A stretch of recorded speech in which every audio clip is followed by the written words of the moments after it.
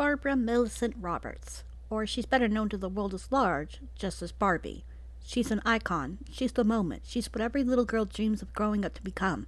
There's few roles Barbie hasn't filled over the years, but probably the one she's most known for is the role of Big Sister. That's right, Barbie actually has 3 younger siblings that she seems to be in charge of, despite theoretically having parents somewhere. Skipper, Stacy, and Chelsea. No, that's not right. That's not how I remember it. Chelsea wasn't there. There was another sister. How could we forget? How could Barbie forget? She was there teaching her ballet, teaching her art, and then she was simply deleted from existence. This is a case of the missing Roberts sister, Kelly. Kelly started out as a baby sister to Barbie in her original debut in 1994, meant to be a child from about 0 to 2 years old, and came with additions that made sense along those lines: a crib, baby bottles, and diapers. Over the years, Kelly slowly started aging up until around 1999, where she was perceived as closer to 3 to 5. Kelly wasn't limited to just the doll line either. She made her reveal on the silver screen, or at least the straight-to-DVD screen, alongside her sister Barbie, often serving as the reason for the moral of the story. Kelly was a child and Barbie had lessons of wisdom to give. All seemed well for Kelly until 2010, when she suddenly disappeared. In her place was a mockery, a simulacrum of the child that once was, Chelsea Roberts. And the family continued on, accepting her as a truth that always was. Chelsea had always been there. Kelly? Who was Kelly? What kind of world did Barbie live in where entire siblings could be replaced by a slightly more marketable version? And what did it mean for the Roberts family? Instead of a cheerful world where anyone could grow up to be anything, this hints at a dystopian world where if one is found wanting, they could easily be taken care of.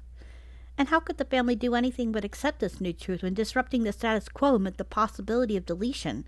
Not even a quiet discontinuation, but an entire replacement with a new, more palatable sister, filling a void that no one is allowed to mention. What went wrong? What led to this exchange of personalities with nary recognition from even Barbie herself? Let's examine where we can best view the obvious quirks of Kelly's personality, her appearance in the films, to see if we can analyze where the final straw was before she was deemed unfit to continue in the Roberts family. In her first appearance, Barbie and the Nutcracker, Kelly is seen dancing ballet with her older sister, trying and failing to keep up with her elaborate steps, giving up and sitting on the floor. Oh. I'm never gonna get all these steps right, Barbie. This is our first clue. We're barely into the film and Kelly is full of self-doubt and negativity, hardly the brand the Roberts family looks to maintain. Barbie is, of course, a shining beacon of talent and positivity and uses Kelly's moment of weakness to segue into the plot of the ballet, but still, the cracks are beginning to show. Her second film appearance was Barbie as Rapunzel, and she's seen painting with Barbie, clueless on what to do without Barbie's instruction. Barbie? What am I supposed to paint? Once again, she is plagued with indecision and self-doubt. Can't you just tell me what to paint?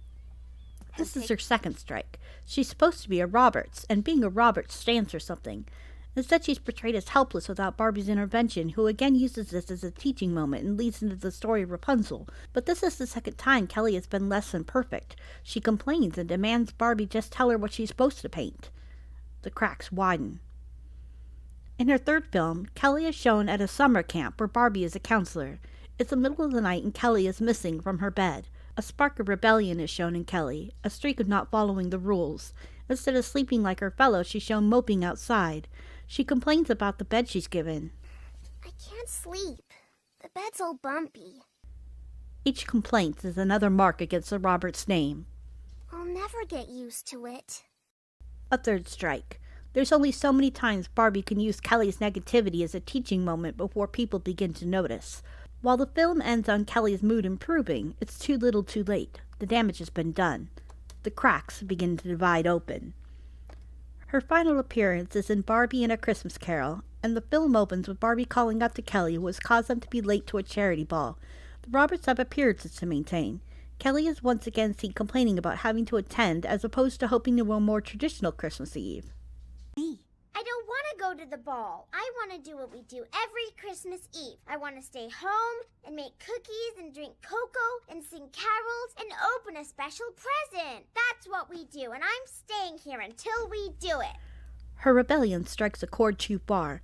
The amount of strikes has surpassed the Empire's requirements, and in doing so, Kelly has sealed her doom.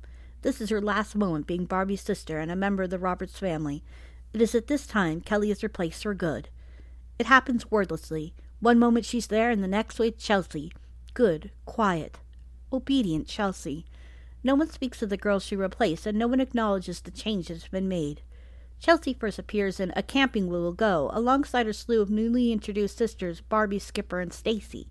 Her first lines are cheerful, appreciative, and anything her predecessor was not. We're here! We're here! We're really camping! She is a small beacon of positivity for the family, showing her delight and childlike wonder. Bikes? There's hot dogs to eat and s'mores to eat and more s'mores to eat. I love camping.